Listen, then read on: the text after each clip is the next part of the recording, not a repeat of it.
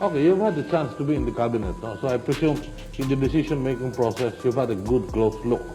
The perception of a lot of people is the president makes mistakes because her advisors give her wrong advice. Ngayon, why are you not blaming her advisors?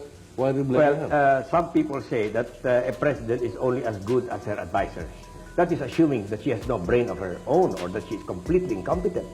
I would say that if a president is a good president, he would at least have the ability to choose good advisors.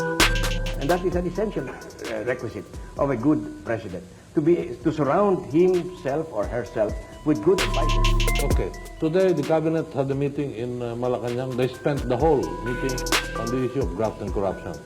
Apparently, the administration feels that something has to be done. This is part of what you raised as a valid issue. Now, well, I don't want to call them propagandists, but friends of the administration say that there is corruption, but it is not at the top. It is at the bottom. Response. I don't agree with that. I think that is palabas. I think this is public knowledge that graft and corruption is one of the greatest failures of this administration. This administration, and I was present when Cory Aquino made that promise to the people that aalisin daw kapag siya inihalal ng bayan, hindi lamang ang gambling casinos, titigil daw niya ang graft and corruption.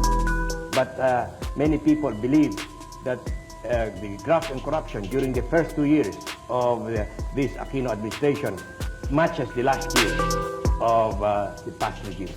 When you were in the cabinet, we're going to talk insurgency in a few minutes.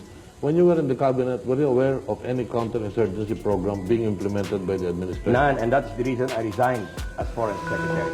I wanted an all-out, comprehensive anti-insurgency policy, and I was fighting for that. And when President Aquino ignored my importuning to have such a policy, I resigned. That was after visiting all the military camps. And a good example of that is Quezon. And the best evidence, or exhibit A of that, of how bad the peace and order situation is. And it's Governor, one of your guests tonight, Governor Eddie Rodriguez, who was kidnapped at the height of the campaign. So at the time when I was about to proclaim, he was not there. So much so that I asked for a postponement of the elections in Quezon. So you mentioned that there's no counter-insurgency program in the administration. None. In your incumbency as foreign secretary, there was no foreign policy. In my opinion, there was no direction. Yet, Not from Malacanang. well, at least in one area, the administration claims they've succeeded, the economic recovery. There is an economic boom. They're on their way to improving. I don't think there is economic recovery yet. I disagree with that. Do you agree that steps have been taken to improve the economic picture? Well, there have been steps taken, but it's not going into a definite direction. That is one of my. That was one of the things I mentioned in the letter. Okay. Would you like to say a parting word? Well, I'd like to just address a very brief appeal to our people, ang mga minamahal nating kababayan, lalo na yung mga nakikinig dyan sa kanilang mga bahay. Hindi ko na isasali yung mga nasa katungkulan, lalo na yung matataas ang katungkulan. At hindi ko din isasali yung mga nakikinabang sa administrasyon, itong current administration. Ang gusto sanang gawin ngayong gabi ay magtanong lamang ng tatlong tanong. Are you better off now than you were 30 months ago before this administration took over? Second, do you feel safer now in your homes and in the streets than you felt 30 months ago? And third, do you feel that there is less graft and corruption now than there was during the last years of the previous regime?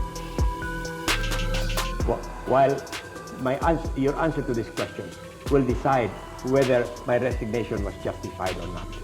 While there is no, in my opinion, a response to the promises that had not been fulfilled by President Aquino.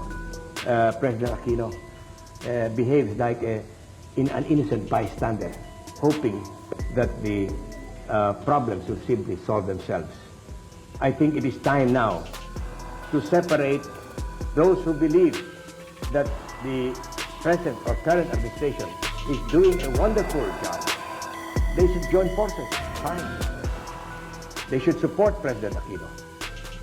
But all those who believe that she is not doing a good job, that she is making a mess out of the present situation, should also join forces. Okay, thank you, Mr. Vice President.